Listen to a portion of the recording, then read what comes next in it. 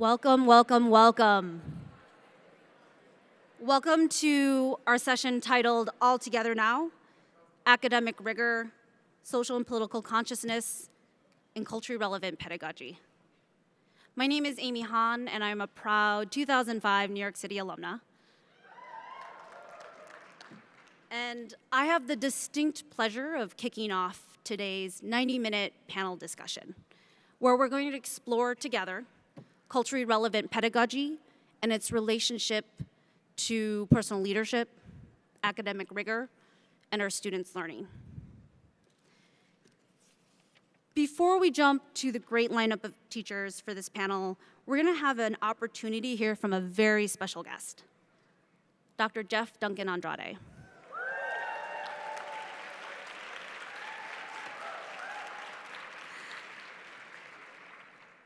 Dr. Duncan Andrade is an associate professor of Raza Studies and Education at San Francisco State University and co-founder of the Teaching Excellence Network.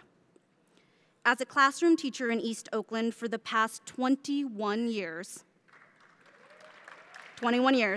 his pedagogy has been widely studied and acclaimed for producing uncommon levels of social and academic success for students. He lectures around the world and has authored 2 books and numerous journal articles and book chapters on effective practices in schools. Please help me welcome Dr. Jeff Duncan Andrade. Thank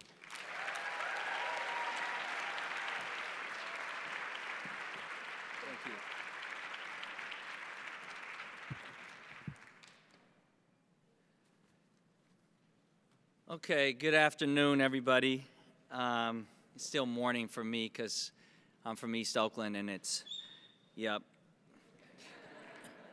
only 8 o'clock by my clock. But actually it's not afternoon, is it? I'm hella jet lagged. There's cultural responsiveness right there. So I was asked to come and kind of lay a little bit of context for unwrestling this binary that I hear all over the country, where folks are thinking that they have to make this decision between being academically rigorous and culturally responsive. Okay? And so I'll just open by saying that if you that you cannot be culturally responsive if you are not academically rigorous. Okay? And you cannot be academically rigorous if you are not culturally responsive. Okay? Y'all didn't like the second part as much as the first part? Because it's the second part that I think that folks really need to be pounding in on schools and classrooms and policymakers about, right? You are not academically rigorous if you are not culturally responsive. Period, point blank. Okay, end of debate. So I would actually say that I'm past the conversation about cultural responsivity primarily because while honoring the work of folks like Gloria Ladson-Billings, Sonia Nieto, Banks, right, Noguera, right, all these folks who really put folks like myself on, folks like Adrian on, right, to be able to continue to push this conversation. But what I've seen happen with the conversation about cultural responsiveness is that culture has become largely conflated with race and essentialized around race. In other words, it's like, oh, Jeff, you work in East Oakland and you got a lot of black and brown kids, and I work in DC. And I got black and brown kids just like you. So can I have your syllabus?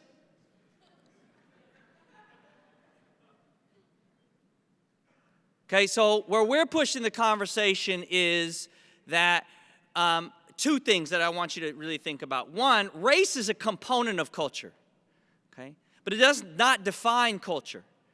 Right? Gender is a component of culture. Sexual identity is a component of culture. Class is a component of culture. Zip code is a component of culture. Okay? Youth is a component of culture. right? So if you're really culturally responsive, right, it means you're attentive to all the elements of culture. Language is a component of culture. Okay? Food is a component of culture. Style is a component of culture. Music is a component of culture. Right? So if you really want to be culturally responsive, don't essentialize it to, oh, you're Latino, you'll like House on Mango Street. You're black, you'll like the autobiography of Malcolm X. Okay? It's way more complicated than that. So where we're actually pushing the conversation is to sub out the word cultural responsiveness and insert the word community responsiveness. Okay? Because if you're community responsive, you are by default culturally responsive. But if you're community responsive, you're recognizing that the culture of the youth and the families and the history where you do the work, okay, is unique to that space. And when I say unique to that space, I mean unique to the building that you're in. So don't essentialize Oakland's culture. If you're from the town, right, you know it's a big-ass difference between the West and the East. Okay? We talk differently, we walk differently, we dress differently, we speak differently. The historical elements of West Oakland and East Oakland are fundamentally different. Right? So if you're going to use stuff that's working in the West, you got to really figure out, how do I have to modify this to be relevant to the communities that I'm serving in East Oakland? Right? So think about what it means to be community responsive, to develop curriculum, okay, pedagogy, assessment, that is responsive to the particular needs of the community. In order to do that, you have to become an ethnographer of the community you serve. You got to get on the streets, you got to get into the neighborhoods, you got to get in the barrios, you got to get into homes, you got to talk to preachers, you got to talk to community organizers, you got to talk to the ancestors, okay, about the history, the place, and the space where you're really doing the work. Okay, that's the only way that you can be community responsive, which by default means, okay, that Pearson can never be community responsive. Because you can't corporatize community responsiveness. It's too expensive, right? So, and I'm not saying that there isn't a role for all those textbooks that they're producing. Okay? Something's got to keep the door open.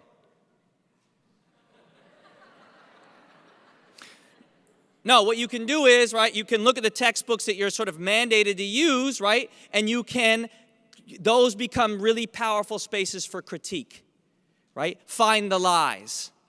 Find the essentializing, okay? That's great use of that textbook, right? But the only way you can do that is by partnering it, hey, with a curriculum, hey, that's deeply invested and grounded in the truth. Okay? That's what it means to be academically rigorous. That's what it means to be community responsive.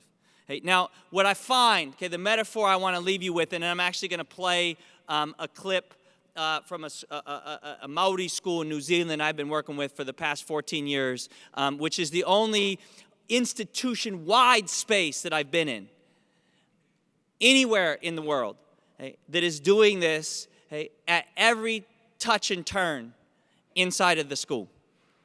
Okay, but before I do, I want to say the difference between what I see happening here, okay, at Te Whanau Tuparanga, this Maori school in New Zealand, and what I see happening in places around the United States, hey, it really boils down to purpose. Okay, so if you're going to do this work, if you're really going to wrestle with this, you have to constantly revisit the question, for what? Okay. Public schools, for what? My classroom, for what? This curriculum, for what? This assessment, for what? And if the answer to that question, okay, is not about kids being connected to self-esteem, knowledge of self, self-love, their ancestors, then you are not community responsive and you are not academically rigorous. Now, this is not, right, this is not a position, okay, of soapbox preaching. This is actually what the research bears out time and time again, okay? There is nothing you are using in your school, nothing. I'll stake my job and career on this statement. There is nothing that you are currently using in your school that has the research base that Maslow's hierarchy of needs has. Okay? Maslow, right, released the hierarchy of needs in 1943. Okay? The pinnacle, or excuse me, the pinnacle of Maslow's hierarchy of needs is self-actualization, right? Just beneath that, okay, the tier just beneath that you need to move through and to be able to consistently self-actualize is self-esteem. So if your curriculum is not building pathways to self-love for kids who at every turn of their day are taught to hate themselves, hate the color of their skin, hate the texture of their hair, hate the color of their eyes, hate the language they speak, hate the culture they come from, hate the hood that they come from, hate the countries that their people come from, then what's the purpose of your schooling? Okay, and this is the binary, okay, that stands alongside the binary that I've been asked to talk about. Okay? Understand that there's a fundamental difference between schooling and education. Schooling is a process by which you institutionalize people to accept their place in a society. Education is the process by which you teach them to transform it, the society. Okay? So what is the purpose of the work that you're doing? Okay? And if it is not transformational, if it's not freedom, if it's not connected to a pluralistic, multiracial, democratic project, right, then you are not academically rigorous and community responsive. Okay? So the metaphor that I like to use when I think about this is the metaphor of the tree. Now, I'm in schools all over the country, all over the world. Okay? And what I see in the United States, okay, is an obsession with above-the-ground development. In other words, I see an obsession, a national obsession, with growing young people that have strong trunks, beautiful branches, colorful leaves, no roots. And in the storm, what happens to that tree? It's down. It's the first one down because it's top heavy. But that is what we are building in our schools. Young people with no understanding of their ancestry, no understanding of their roots, no understanding of rites of passage, traditions, cultures. Okay? But they got all this knowledge, okay, which is really just information. Okay? And they're regurgitating it for us time and time again, and then we're saying that this is somehow evidence that we're doing better. And we are. We're doing better at schooling children. And what our broader set of data suggests is that our commitment to this schooling paradigm is literally tearing the nation apart at its very fabric. By every indicator, economic inequality, social inequality, incarceration rates, health rates, we are the worst in the industrialized nation. So I'm not trying to celebrate any public education system that produces the world's most unhealthy industrialized nation. In 2015, the World Peace Index ranked us 94th in the world as a nation in world peace, in terms of national peace. 94th in the nation, in the world. Something is fundamentally broken about the ways in which we're educating, schooling our children. Okay? And either this group, okay, self-included, is going to fundamentally take this on and create a fundamentally different paradigm for this generation of young people, or we're not. Okay? But what the data, and y'all are data-driven, right? Because what the data suggests is that we're in trouble. So I offer you another way to grow trees. Y'all missed that one? I'm from the Bay. Okay? I offer you another way to grow trees. Okay? I offer you trees that will stand up in the storm. Right? Those trees have first and foremost deep roots. And this isn't just for black and brown kids. White kids have shallow roots. This is how you get Columbine. Okay? This is how you get a power paradigm, predominantly white and male, that is so profoundly greedy and unhealthy.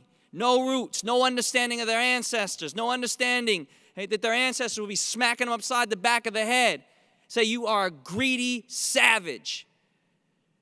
There is no need for you to have 19 houses. You need one, maybe, and rent some damn rooms out for free. Shit, why you need 12 rooms? You live by yourself. Don't nobody want to live with you. Okay, there's something fundamentally flawed when that's how we define success in a nation. And then norm that shit in schools. Okay? We're in trouble if we don't make a hard pivot right now. Okay?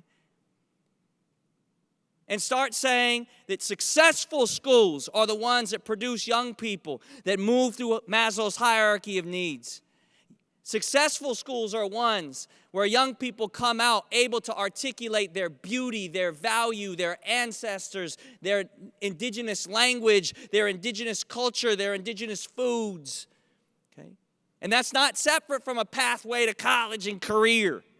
Okay? I'm all for that. Went to college and I got a career. Okay?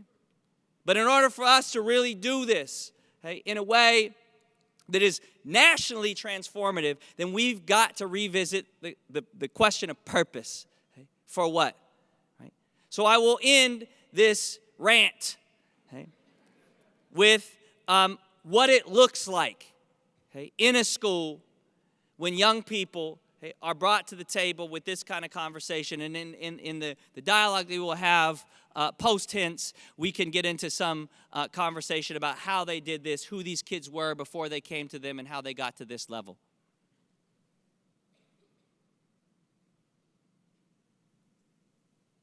We get the audio.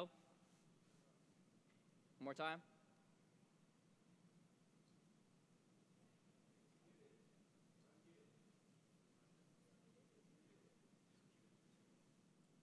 I'm maxed out. Maybe we won't see it. Can you imagine start singing. Y'all know Modi, right?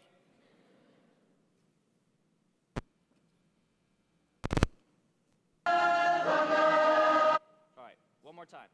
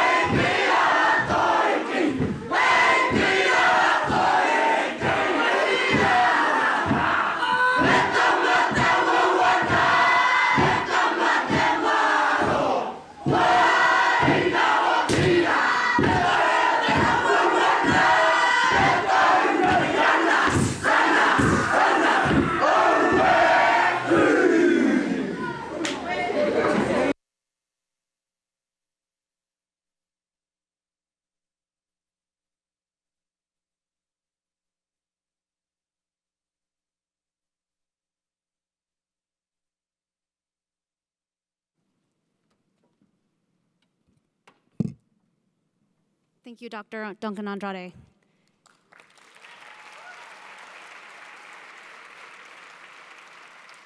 As promised, we have a great lineup of teachers, and we're going to ask them to come on the stage now. We also have our moderator, Dr. Adrienne D. Dixon, who will be leading the discussion. Please help me welcome the panelists. Thank you.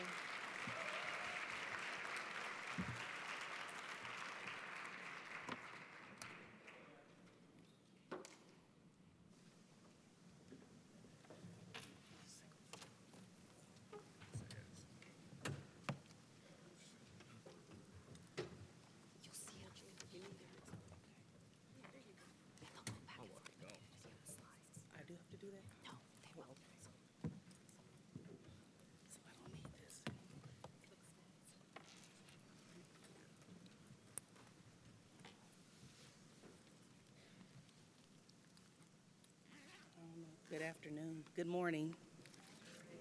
I'm a little thrown off. This is a little too high tech for me. I'm just a little professor. So, good morning. Welcome to our panel. We're so excited, a little overwhelmed to see all these people here. But I first want to shout out my homie Jeff for bringing it this morning.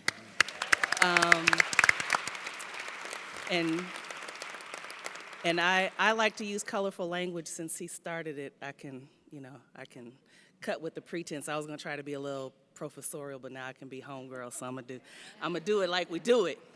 I am the Vice President of Culturally Relevant Pedagogy on the national staff. I'm on leave from the University of Illinois at Urbana-Champaign, where I am a professor of critical race theory and education in the Department of Education Policy, Organization, and Leadership. In previous iterations of my career, I worked in a teacher ed department where we tried to train teachers to be culturally relevant. That was somewhat of a challenge, and I shifted gears to be in an ed policy department, and am happy to be working with helping the org kind of embrace and understand what culturally relevant pedagogy is. So I've had the pleasure of traveling to a number of regions and meeting great folks and trying to explain culturally relevant pedagogy in a way that's useful for regions. So let me see if I think I'm supposed to be moving stuff. I don't know yet. Wait, am I? Should I be? No, don't. I need somebody to tell me what to do. Am I supposed to be? Okay. All right. I was saying earlier this morning, it's like a broadcast news moment. Have y'all ever seen the movie Broadcast News? Anybody? Raise your hand. Okay, so this is the scene where the girl is running through the station and she's about to pass out because things aren't going right. So this is what we're doing to Amy and Jordan Evangelista. They're about to faint and they're running through the studio because nobody's acting right. Okay, so let me quickly frame culturally relevant pedagogy. Oh, I got to go through all of this. Okay. Is that right, Amy? Okay. Now, let me stop, and because I'm really proud of this. So anybody who's had a PD with me has already heard this story, but I'm going to keep telling it because most of y'all haven't. So this pyramid right here is Gloria Latson-Billings, who is my doctoral advisor at the University of Wisconsin. This was her, UW in the house, on Wisconsin, go Badgers. Yay! Her graphic was to have this kind of pyramid, and have academic achievement, socio-political consciousness, and cultural competence on the apexes of the, because I'm not a math person. I'm actually a musician by training, of the pyramid. And so we talked about it, and in the work that I've been doing with regions, people would see it as a linear process, which is what Jeff has kind of talked about today, that they would see, oh, I'm going to think about cultural competence, and then I'll think about sociopolitical consciousness, and then I'll worry about academic achievement. And so one day I was playing on PowerPoint, and I was like, this is not working. And so I fooled around with, let me go back, because y'all got to really, this is the dopeness of it all. Uh-oh. The arrows make it, I need something, come on, yeah. The arrows, because this shows that it's a much more fluid process, right? That our work, if you're in the classroom teaching children, the least you could do is think about their learning. That's the basic thing that you have to do. Every day you gotta think about, what am I doing to enhance the intellectual experience of the children who are in my room? That's the basic. The way that we get there is through cultural competence, drawing on who they are, their language, their cultural practices, their epistemologies, how they know what they know. We have to use that, and it has to be relevant to where they live and who they are. Connected, because otherwise you're just whack. Like if it's not connected to talking about what's going on in their lives, what's happening in the community, what's happening in the larger world, you're just whack. So the socio-political consciousness has to be there, but this stuff works together. It works together, that's how we get there. So I went by, I checked it through Big Mama, that's what I called her. Is this cool? Can I add the arrows? She was good with it, told me to keep the pyramid, so there we are. So whenever you see this does not belong to Teach for America. It belongs to Gloria Ladson-Billings. This is her model. My little addition was the arrows, and I'm proud of it. Okay.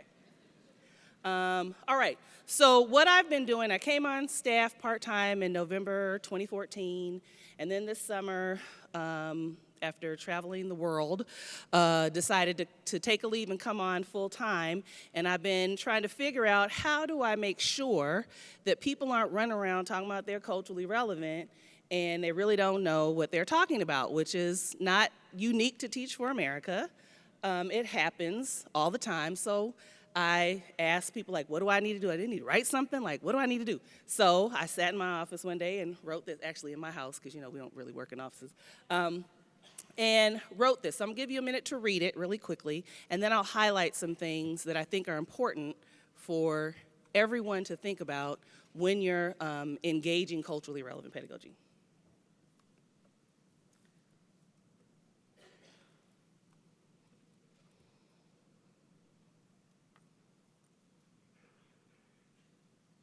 Okay, so I'm assuming you've been able to read it.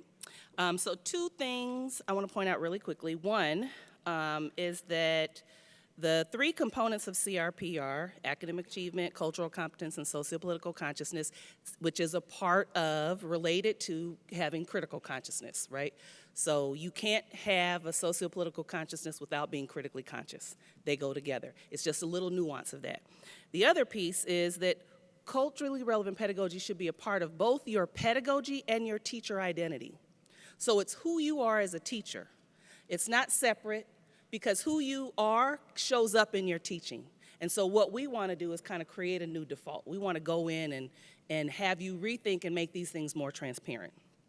And the last piece that I want to point out is that we view education as one pathway on the road to liberation. It's not the only, and I won't go into a history lesson. Jeff kind of alluded to that earlier. It's one pathway, and often it doesn't happen in school.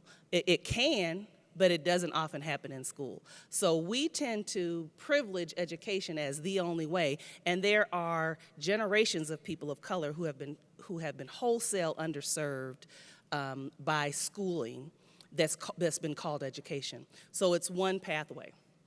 All right, so this is what's circulating. This is the definition. When you walk around and you talk about what is CRP, for Teach for America, this is what CRP is. You don't have to come up with your own definition. This is it. It's right here. Okay. Another graphic, because I know y'all like graphics. I know people like color, and I didn't make it. Somebody on Amy's team helped to make this, so. All right, so we're gonna go through the panel introductions, and I'm gonna start on the far right and let everyone introduce themselves. So my name's So my name is Princess Hogue. I'm actually a child studies team social worker in Newark, New Jersey. Newark? I'm a core member of 92 for Teach for America. So, In what region? oh, I'm sorry, New Orleans, 92. Good morning, everybody. Good morning, everybody. Good morning. I grew up in a call and response kind of environment. You got to talk to me. My name is Tracy Ellis Leon. I am an original core member from 1990. Hey. So Dr. Dixon, to me, is Adrian, and Adrian calls me an OG for Teach for America. So, and that was Greater New Orleans as well, where I started. Currently, and I've been in education for 25 years. I taught for 24 years. I just left the classroom this year.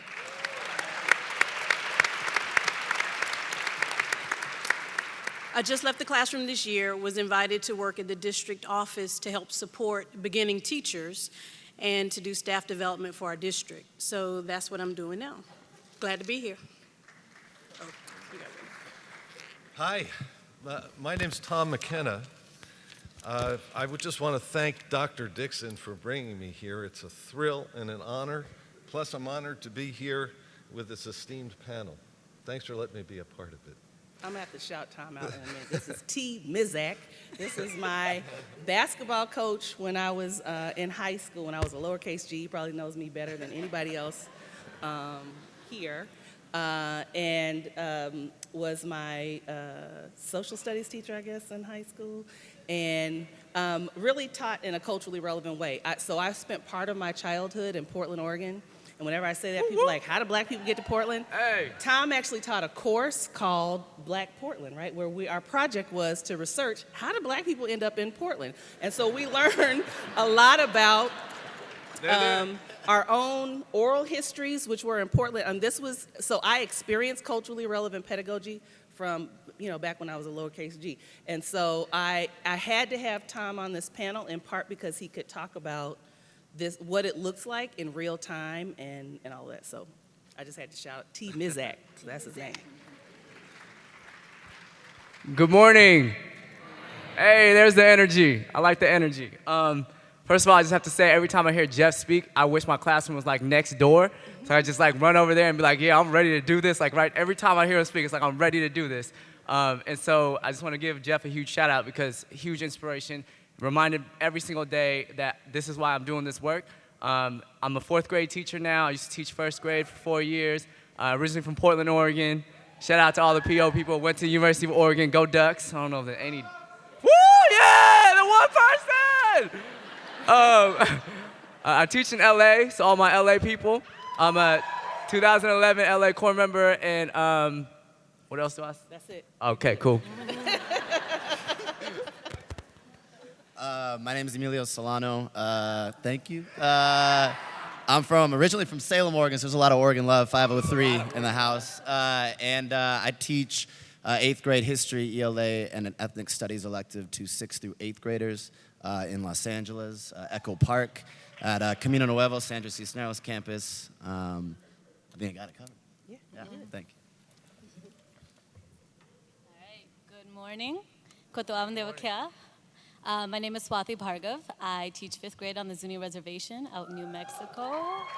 There you go. I teach at the best school in America, Zoyalni Elementary, and I'm fresh. I was a 2012 core member. All right.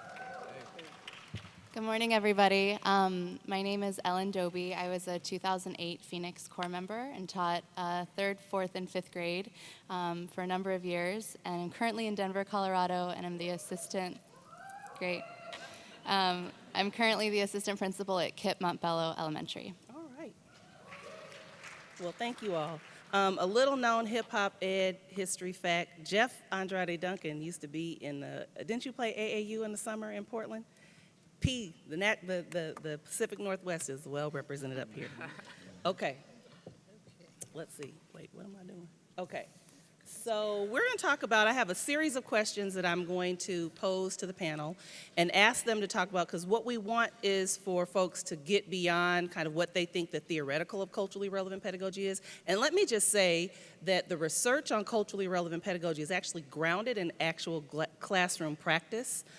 So it's not, it doesn't emerge from people sitting somewhere in an undisclosed location, just writing up stuff and then sending it out and saying teachers should do this. It actually is very much an organic, it comes out of observing and being in classrooms with teachers, with kids over a sustained period of time. All the folks who have contributed to this body of research have been connected to classrooms. So this is grounded in actual practice, but we're going to kind of bring it now to another layer of connection to practice and ask these folks to kind of talk about their own journey to being culturally relevant.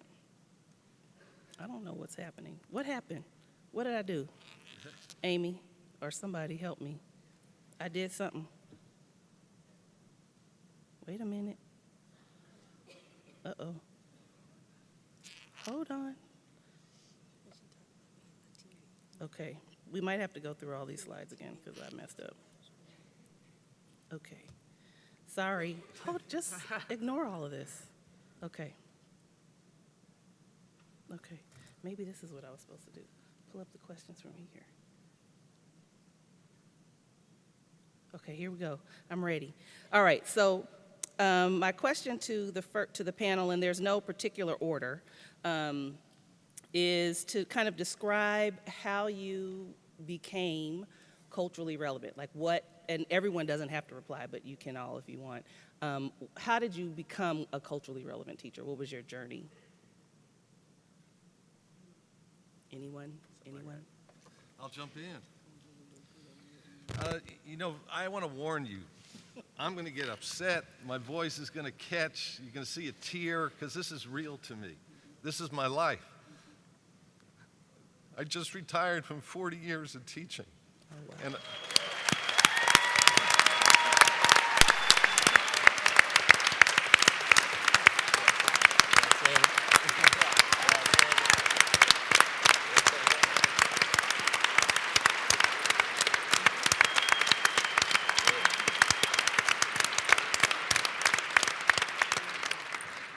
how kind.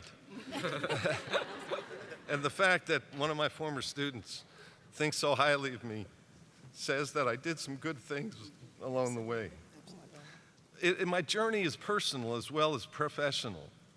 It started when I fell in love with the only African-American woman in my class when I was a freshman in high school.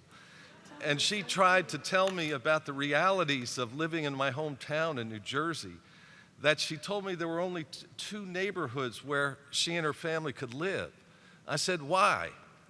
And she went like this. And I said, no, that can't happen here in New Jersey. That happens someplace else. And then an African-American family tried to move into our neighborhood. The world as I knew it ended when I saw the reaction of the adults, white adults, including my parents in that neighborhood.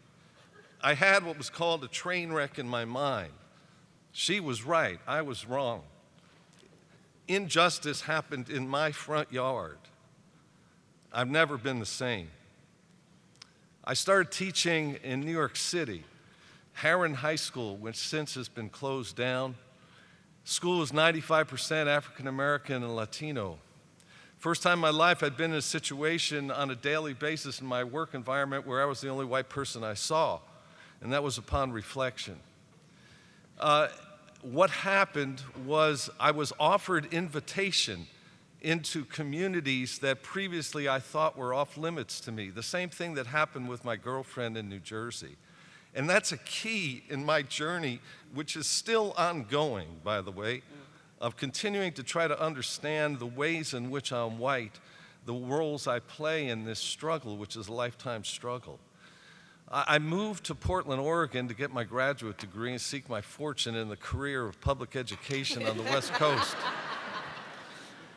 Grant High School, where I taught and met Dr. Dixon, had the boundaries in Portland had just been redrawn to where the African American population went from less than 2% to over 20% in a 3-year period. I was hired to teach during that period.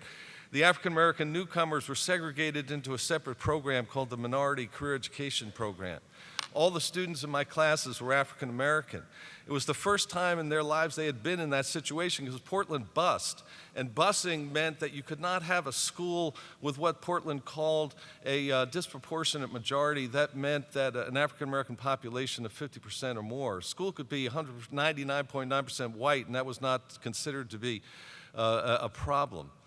So I had this brilliant idea. Since the text I was given to teach the classes by was the Schaefer history book that I had learned to hate the study of U.S. history by as a student in Rutherford High School, I said, what I'm going to do is everybody in my class is black, I'm going to teach African American history. Now you'd think a history major from Bucknell University, Reed College, would have said, would have been able to teach that. I didn't know, I had no background. Again, people of color came to me to help me. And they said, a student came to me after school and said, Mr. McKenna, man, you seem to be a cool guy. We really appreciate what you're trying to do, but you're making the same mistake everybody else did. When we were the only African-American student in the class, the only thing we ever learned about was slavery, and everybody turned to look at us like we still had loincloths on underneath our clothes. You're doing the same thing. Tough to hear, but thank God I listened because it changed the way in which I taught. I then went to the churches. I learned from people in the community. I shopped in the community. I hung out at the playground to educate myself so that I could educate my students because they were depending upon me to be educated. And I had to do them right. Either that or I was going to start drinking heavily. That was the beginning of my journey, and it continues today. Thank you for understanding when I get upset.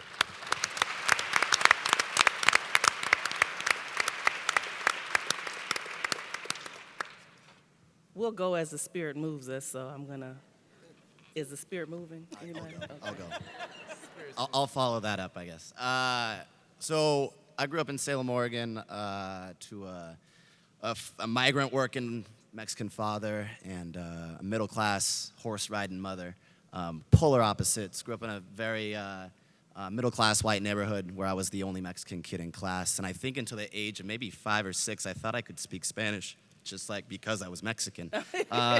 So like when we get a new kid in class that only spoke Spanish, I by either being volunteered by myself or the teacher assuming, I figured out real quick I couldn't. And I think that was really one of the moments when I realized a strong difference between myself and my classmates. I got an education in the home about my father, my grandparents, what it meant to be a migrant worker, what it meant to work those fields, to wake up from sunrise to sundown.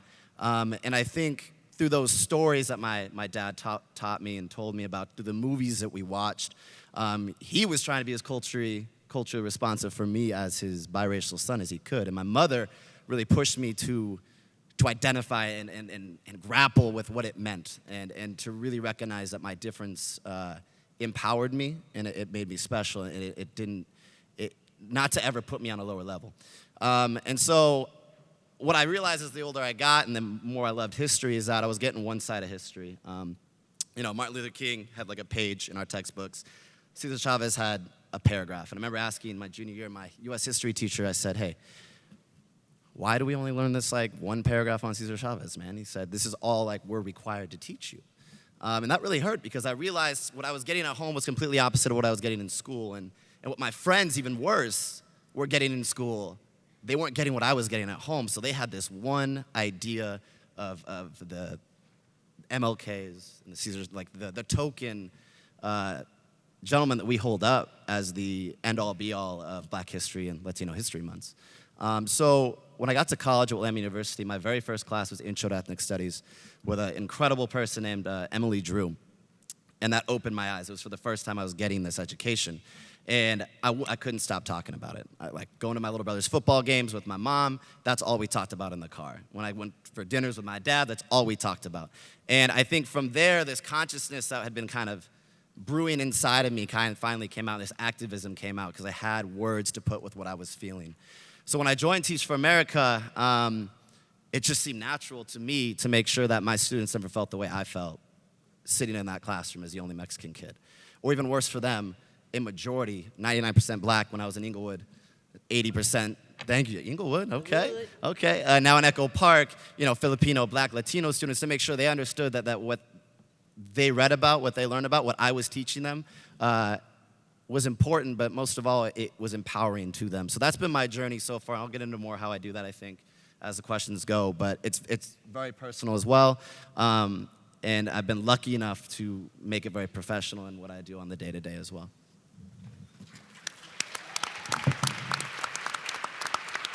Hi. Hello? I'm sorry. So when I think about the question Dr. Dixon asked, how I became culturally relevant, I want to relanguage that to how I am becoming, because it is a process. I'm not a teacher. I'm a social worker by trade. Have my bachelor's in sociology from Kenyon College, master's in social work from University of Michigan, Ann Arbor. Go Blue. As I was teaching, actually, in my Teach for America stint in New Orleans, I really didn't think I was as effective as I could have been, or I could be at the time. And one of the things that CRP, for me, requires you to do is always look at yourself. That you don't look at the children as the issue, the problem, the concern. It requires you to have a level of self-reflection and humility, if you will, that a lot of us don't possess because we are the best, the brightest, the most educated, the most experienced. And so for me, when I talk about CRP, I talk about processes, right? Because I'm a clinician.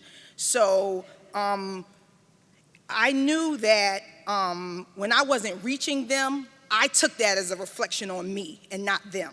It wasn't Tyrone that was the problem. It wasn't Jerome that was the issue because he couldn't sit down. It was me and my approach. And I'm like, but I went over my teaching. This is together. This lesson is perfect. What are you talking about? This is why I actually left teaching. I left Teach for America. A lot of people become teachers. And I went into social work because for me personally, it took a certain level of, like I said, self-awareness to always be in my head about what could I be doing better to affect these children. So now it's in a social work situation. So I just would offer in terms of how I am coming through my process. I will offer all of you as educators, I don't know if some of you are thinking this as a career, that always look at yourself. And again, a lot of us, it's very difficult, I know some of you apply, it's very difficult for us because a lot of us are very good at what we do in academic settings. And because of that, we think that we are the experts, and CRP, to even embrace it, requires an understanding of yourself as not that. Mm-hmm. It's not that. You are not the expert. You are not the expert. And because you are not the expert, you need to pull away from the table and say, what is it that I can learn, tweak, whatever. I'm thinking, I'm black. I'm in New Orleans. We here? No. New Orleans has a very distinct culture to it. I was from Jersey. I was from boarding school, private liberal arts college, U of M. So other, but so much like other. So again, for me, it continues to be a process that I assert myself in situations as not the expert. That's deep. You're asserting yourself as not the expert, right, as opposed to asserting yourself as the expert. So again, it takes a level of take it down. I know I was summa cum laude, take it down, So, I'm sorry. Does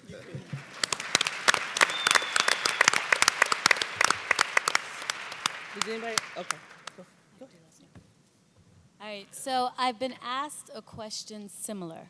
I believe someone a few years ago asked me, how did you first start talking and learning about intersectionality? And I kind of laughed. I was like, well, I came out the womb kind of dealing with intersectionality. But in terms of talking about culturally relevant pedagogy, I describe my upbringing as traditionally progressive. So I came from a traditional family, but I was blessed with the opportunity to talk, discuss, and debate and question, why do we do what we do? Why do we carry the ceremonies and the rituals and the spirituality that we do? High school and undergrad, there was a lot of organizing, again, around different aspects of my identity.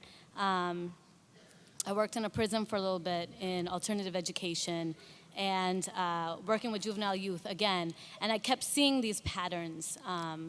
And just to echo what she had said just now, it was a constant process, and it was this constant connectivity between my identity and the tension and the disconnects that I was feeling, and that a lot of the folks who I was working with and organizing with, the disconnects they were feeling, and where this was stemming from, right? Where was this tension really coming from? So coming into formal education, I definitely felt like I had a bit of a foundation in terms of those conversations. I don't think I was fully prepared for the systemic-ish that I was about to deal with coming into the classroom. But in looking at that formal educational space and tying in previous experience, previous background with that, my intention in coming into the classroom was, how am I going to help and how am I going to, within myself, reclaim and redefine what education is? So I don't think it happened like 2 years in, I was like, oh shoot, we're not talking about these issues. I think it was something from before I even stepped into that classroom that I was concerned about, and that was on the forefront of my priorities, and has definitely been evolving and developing as I've been working with my youth. Thank you. So I want to move us on to, and I'm going to ask Tracy to talk about this, and then Tom or T. Mizek. Y'all, if you meet him, you got to say T. Mizek when you come up to him. And then our younger core members. I don't mean to put y'all in, I'm just, 25 years, 2008, 1990, 1991, you're younger. But I'm going to ask Tracy to talk about, Tracy and I taught, she was 5th grade teacher, I was 6th grade, I taught for 5 years, she taught for 24. But we taught at the same school on the same floor, so I would often get her children. And if you've taught in a school where you got the kids after somebody, you can always tell what they've learned and how they've been socialized. So I'm going to ask Tracy to talk a little bit about this notion of, or the relationship between kind of engaging kids culturally, the relationship between culturally relevant pedagogy and academic rigor or academic achievement, because people often see them as separated and disconnected. All right. We did teach together for a few years, elementary school, and then I found my senses and went to middle school. And I actually taught 8th grade math and algebra 1 for many years. And one of the biggest things I can say truly is that you have to have high expectations. There is no academic rigor if you don't have high expectations. And on a personal note, this is a little bit of the first question too. My response to that, the spirit just hit me with that. When I was growing up in North Carolina, so not the Pacific Northwest, I was, we're talking about the 70s, yes, the 70s. When I was a kid and everything was tracking, it was all tracking. So I was the only little black girl in the class. And so I often struggled with being accepted in 2 different worlds. My parents were teachers. That's all I knew. I didn't know this fancy term, culturally relevant pedagogy. Didn't know what that was. It's just kind of what I do. Like, that's what my parents did. Social justice was like a staple at every meal. Like, that, it just was. So as I started teaching and I started looking at the children that looked like me when I was in New Orleans, just like Princess said, I was like, okay, I got this, right? But from North Carolina and New Orleans, culture shock for real for me. But I did know one thing, if nothing else. In order to be successful as a teacher, my students had to be successful. And I had to step back, take it down a notch. Yeah, I was awesome because I was a Carolina grad and all that kind of stuff, yeah. But, I was nothing there without those folks in the building that nurtured us. I was at Institute, at USC for 8 weeks, 10 weeks, I don't remember, it was so long ago. But that training was nothing like the folks that I embraced in the community and that embraced me in that community and taught me what to do as a teacher. So having those high expectations and knowing that the kids that I looked at every day were looking at me, they knew whether or not I was genuine. They knew whether or not I was able to connect with them and really believe in them. They know, you know, kids know all of that. I mean, in an instant. And so to me, having that connection with, first of all, you guys are gonna do great things, just like my teachers told me, just like my parents told me, just like the community I lived in told me, my church folks, all of that, my whole life. So I had those expectations. I didn't know why they had such a teacher shortage in New Orleans. I didn't understand that. Why, these are wonderful kids, these families, all this. But it's because expectations were not there. So in order to be culturally relevant, you've got to have high expectations. That academic rigor is not going to happen if you automatically assume your little biases that you don't really acknowledge exist. You project those onto all those little faces in the room, or big faces in the room if you're in high school. It ruins it all. You don't stand a chance. They'll eat you up every day, spit you out. So I don't know if that answers the question, but the connection. Culture, how did you use the culture of the children? The culture of the children, I embraced it because they embraced me. New Orleans is one of the most fabulous places you can ever live. Oh my God. Especially right out of college and 21. They had a drive-through daiquiri shop. Like what? Like fries? I can get a daiquiri. Yes, okay. That part I didn't use in the classroom though. I didn't. Sorry. But they embraced me. My mentor teacher, ironically, became my mother-in-law. And is now my outlaw, as I say, not an in-law. But she truly, her family, they taught me what it was to be in New Orleans. Yep.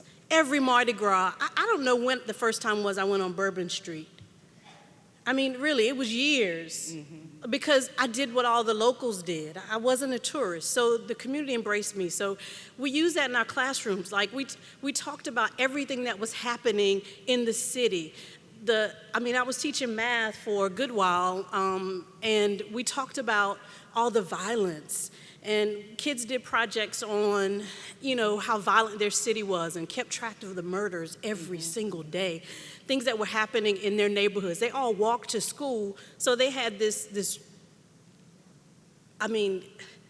sad, but really graphic and powerful commentary for themselves of what it looked like firsthand. And so we use those kinds of things in the classroom for healing, and we built relationships. And that's like the biggest piece that you can ever do, is build those relationships and have high expectations. Let me stop. I don't want to stop talking. So I'm going to ask Tom, because Portland is not known for having a distinctive culture, other than, I guess, Portlandia, the show, which is really odd. But I want you to talk kind of about this notion of culture and academic achievement. And to repeat what others have said, when I moved from New York City to Portland, Oregon, I found that being African American in Portland, Oregon is worlds apart, not only miles apart from being African American in New York City. And part of that was because of disconnection from culture. That place was taken away. And that there was a theme that ran current, that connected, which was a history of displacement. And so in my investigation, trying to understand what it meant to be African American in Portland, Oregon, I discovered that after World War II, urban renewal took root in Portland. And Portland's African American community was torn down. And so in the class that Adrian described, what I did was I got a grant to hire a filmmaker, brought in historians from Portland State University, and engaged the students in creating their learning and their knowledge rather than recreating what had been written by someone else. And we wrote a history and filmed a documentary of Portland's old black community, what was called Albina. And there was revelation that happened, transformation that happened, that I realized that one of the themes of my teaching was to be able to connect individual experience to larger collective realities, and then to bring those collective realities into the classroom and make that our stuff of study. There was triumph in finding connectedness. It was transformational for all of us. Best thing I ever did. And we ended up making a series of documentaries. We also made one about the old Jewish neighborhood, African American students doing a piece about the old Jewish neighborhood that was also torn down. A transformational moment for my students. They said they never understood what happened to their families. They didn't understand how they got there during World War II to work in the shipyards, and that how once they were there, the city conspired against them to destroy the neighborhood. I had a counselor at Grant High School accuse me of giving away grades to African American students. Wow. Why, I asked. Because they get A's in your class and they're not doing well anyplace else. I had a young woman named Tawana who came in, fled this other social studies class to get into my classroom, gave me 38. I saw that on the attendance list that she was tracked low skills. You know, I wasn't happy about getting more students into my classroom, so I kept a close eye on Tawana for the week. She turned out to be a brilliant student. What I began to do was to realize that self-esteem is not about building up false awareness of who you are, but is grounding it in real, hard, rigorous work where I'll show you the results. Paulo Freire was a visiting professor at Portland State University, and I took a class from him. He was asked, what do you think about the self-esteem movement? He said, well, I want you to imagine somebody who's lying on the ground and someone above them has their foot on their throat and said, if you only felt better about yourself, this wouldn't be so bad. What I like to think of what I tried to do was to help get the foot off of our throats. And then folks felt a whole lot better. And the only way to do that, overt political work in a school, is to be better at it than anybody else. That your teaching, your pedagogy is grounded in research and that you do it better than anybody else. So it can't be questioned. And so that you show that counselor who's questioning what you're doing, this is the work that we've created. This is the award-winning film that these kids who've been kicked out of other classes produced. And they worked hard because the material mattered. It was their lives. Thank you. Any of our younger colleagues, would they like to share on that question? The relationship, what you've learned about the relationship between culture and achievement. Yeah, I can jump in. So I'm feeling right now like I'm back in my first year of teaching, and I remember my PD at the time asked me to set a big goal for my students. And I was like, I felt so colonial in that moment. Like, what do you mean? Like, for what? What does 80% mean? Like, what's the goal of my classroom? Why do I stand and give fire to my kids every day? For what? So that they can learn to read and perform mathematics to this amazing level so that they can perpetuate the system of disempowerment that holds them down, so that they can escape poverty or that they can eradicate poverty. Schools were founded in America to create workers on the assembly line, right? They weren't built to dismantle the system. And what I think is so interesting is, like, we're all here, right? Like, we're all here for a reason. Our hearts, like, if we were all to share our stories as community responsive educators, there would be a beautiful tapestry of transformation above us. But this is done in silos currently because there's a systematic reason why culturally responsive education is not the norm within our education ecosystem. It's a broken ecosystem, it's a broken society, right? All the isms, all the people that are held down. So when I think of, like, the question of academic rigor, how it's like a buzzword and you can mention it, like, we're a rigorous school, we push to attain excellence. The question is, right, for what? And I think that's why, for me, CRP it has to be, just like Dr. Duncan Andrade mentioned earlier. Like, it's literally, it has to be, right? With both, we achieve transformation for our students. And when you think, like, we're a generation away from true change, who's the next generation, right? Our beautiful children. And that's where the process is, right? That's where the commitment we must hold as teachers, as school leaders, as systems leaders. We must engage in this process of deeply questioning who we are as people, because our work in education is a reflection of our souls. It's a reflection of us as people. And so, just like Tom so beautifully said, like, this is deeply personal. And so if we want to attain that rigor and culturally responsive piece, we have to engage in the personal work at school levels, at systems levels, and then on our own personal level. Thank you, that's wonderful.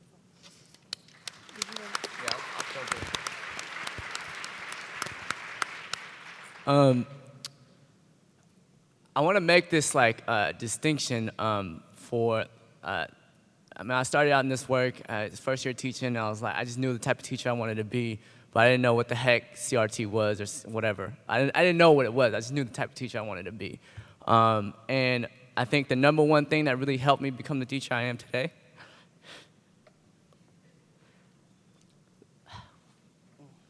living in the community.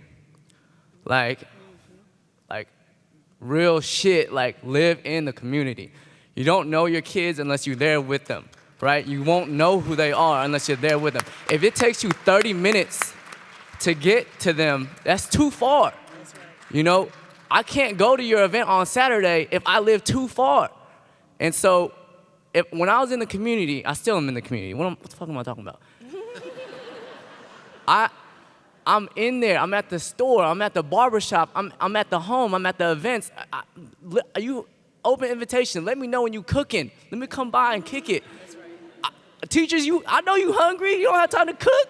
That's what your families are for. Your families become your families.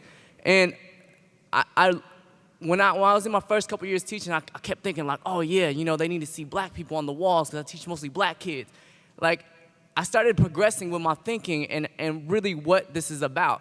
You know, a part of it is, you know, having the people in the classroom that reflects your students, but a bigger part of that is really knowing who your kids are. Really, really knowing who your kids are, because then it's not just the content, it's the instruction. So it don't matter what you're teaching during the day. It doesn't matter what, anybody should be able to walk in your room. It doesn't have to be a social studies block for you to be culturally responsive, right? You don't need to be, you can be teaching science, right? And people ask me all the time, how do I be culturally responsive? I'm like, you don't need to be teaching about black people to be culturally responsive doing science. You know, it's your approach to your instruction. Do you know who your kids are? Do you know what they need to do, right? Do you know that those boys need to get up every now and then and move around and stop getting them in trouble for getting up out of their seat? You know, if they shouting out, do you know why they're shouting out? Have you been to a black church? You know what I mean? Like, amen. You know what I mean? Like, that's, I don't see nobody in church raising their hand like, yo, can I say amen? No. That doesn't happen.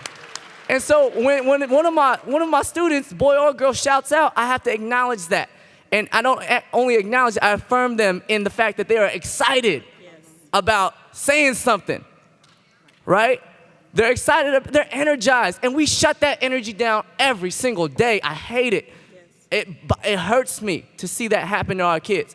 And then you ask why kids are disinvested in school.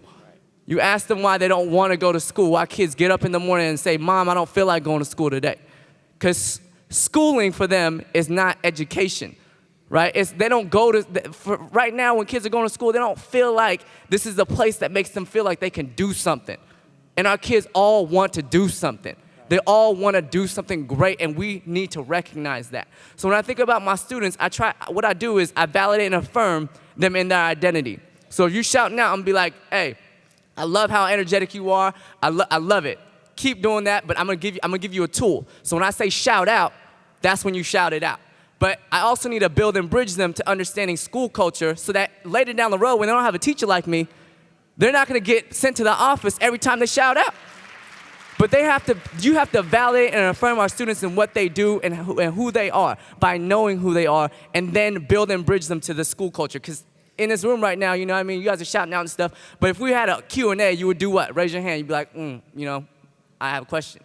So building and bridging that and helping that and not shutting it down, because when we shut it down, then they feel like who they are is not okay, right? They feel like shouting out, that's not what I'm supposed to do. I can't do that. But that is so deep entrenched in who we are, and if you go in the community, if you're in the community, you know that. And so when kids do that, you understand how to build, you have validate and affirm, and then build and bridge them to school culture. I can keep talking, but I'm gonna stop there.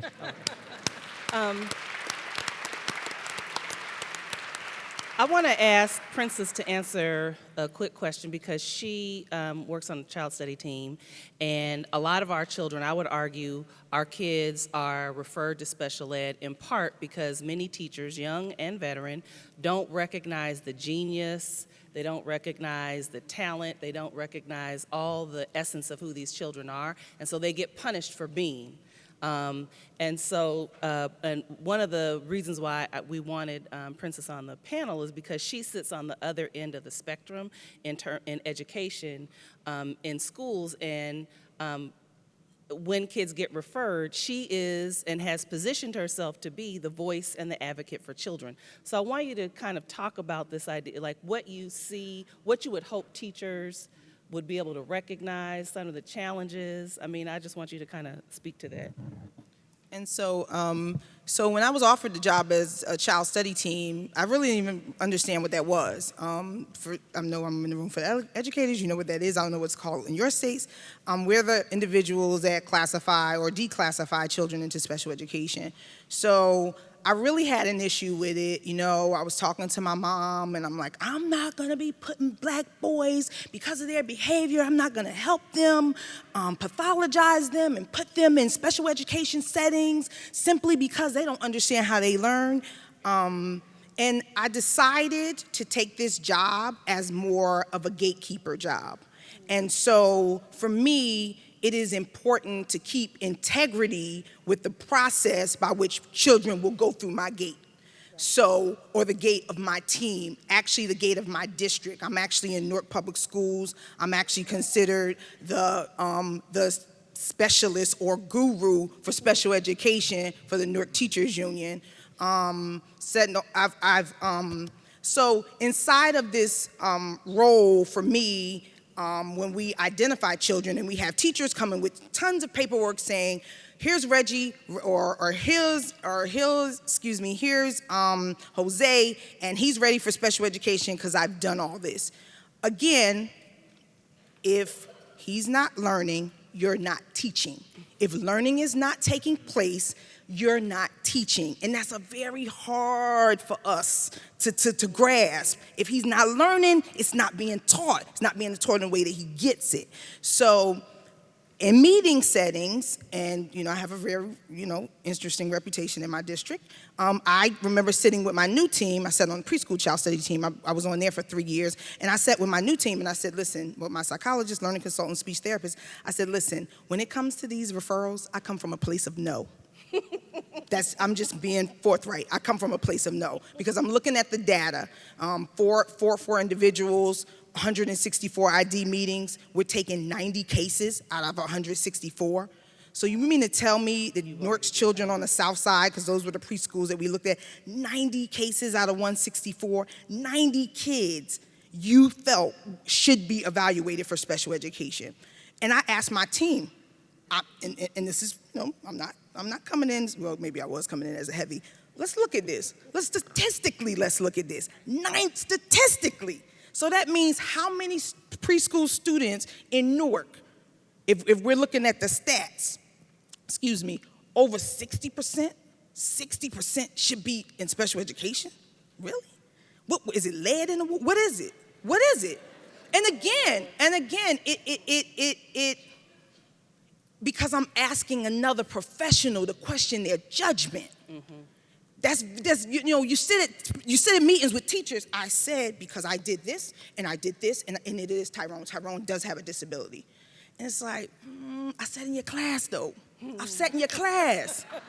And see, you have to, and in my line of work, it is that you set yourself up. And my thing is this, I'm not here for I'm not here for professionals. We got ours. I'm here for the babies. So you set yourself up. Very antagonistic relationship you have with teachers sometimes in my position. Because my thing is, if we're gonna sit Tyrone on the table and say it's Tyrone, then we're gonna throw everybody getting on the table. Mama, we putting daddy, we putting the teacher, we putting the discipline policy, we're gonna put it all on the table. If we're gonna say it's him, let's put it all on the table. And so just having that kind of, my mouth is getting dry for some God knows reason. Well, That good water, that's that good water. And that's not from Flint. And that's and if oh, I'm sorry, I didn't miss that. And I'm just saying. that requires a level of courage. Courage for one, because everybody want to get along, everybody want to go to the potlucks, everybody want to smile in the lunchroom. It requires courage to look at another person that's been to school as long as you and say, I'm saying it's you. I'm saying it's you and mommy. You and mommy. I'm saying it's you, but not the mommy, because I'm big on not putting parents in. But if it's mommy going on the table too. Mommy going on the table too, because inside of being who I choose to be in my professional life, the respect, the relationships, you couldn't find a parent to say anything bad about me. And this might have been one of my parents where I sat on the stoop with her and like, let's do this. You can't come? You get bus park? Come on, let's do this on the stoop. We're gonna do it. I'm coming to your house. Let's sit in your backyard. Let's go to the corner bodega. Let's go get a slice of pizza. Because it's communicated as a level of honesty and authenticity that a lot of us don't even know we don't bring to the table. So for me, because my work is centered with everybody in this room in terms of teachers, let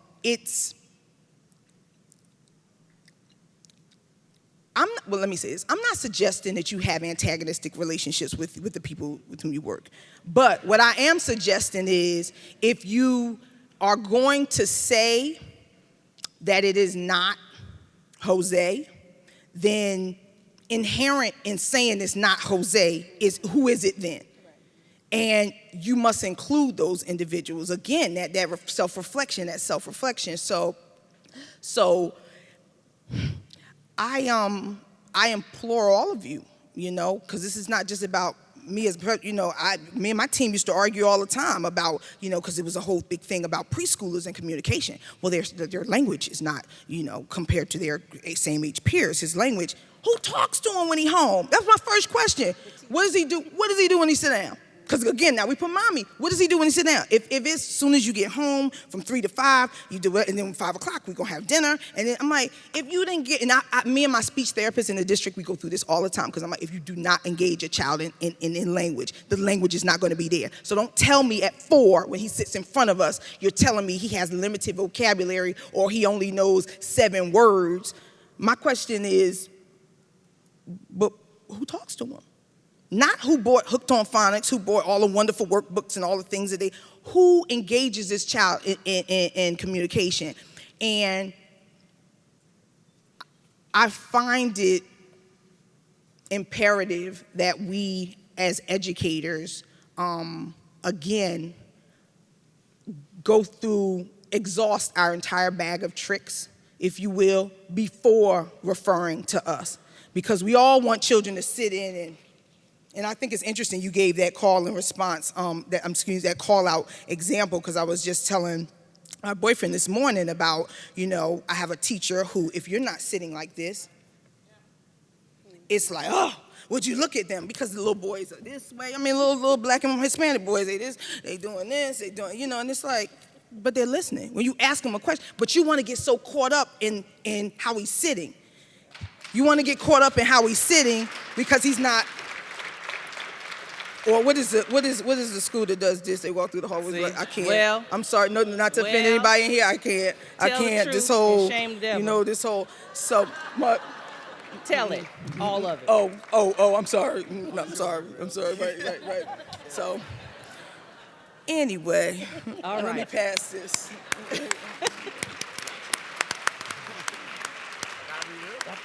Okay. So I have 1 minute, and I didn't ask any of the questions I was supposed to ask or go through any of the things. But I think that this was a really wonderful conversation.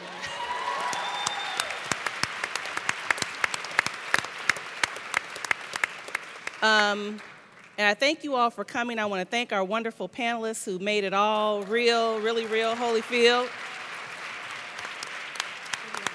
And if anyone has a burning comment that they want to close with, Do you mind? yes, no, I want to defer age before beauty, of course. I think one of the biggest things is also to unravel the culture of schools and to challenge the notions of that anyone can make it if they really want to challenge testing, to challenge tracking. And I just want to leave you with a poem. I'm going to do it. It's a edited version of a poem by Ilya Kaminsky called We Lived Happily During the War. I'm going to say we lived happily during the siege. And when they shot other people's children, we protested, but not enough. We opposed them, but not enough. I was in my bed. Around my bed, America was falling, invisible house by invisible house.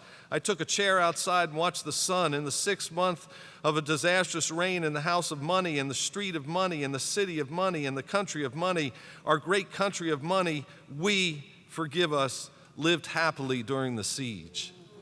We cannot live happily during the siege. We have to be political. As James Baldwin said, people of conscience find themselves in the paradox of education, oftentimes at odds with the society that has created the achievement gap, to try to change that for the better. Thank you. Boom. Wow. Thank you all.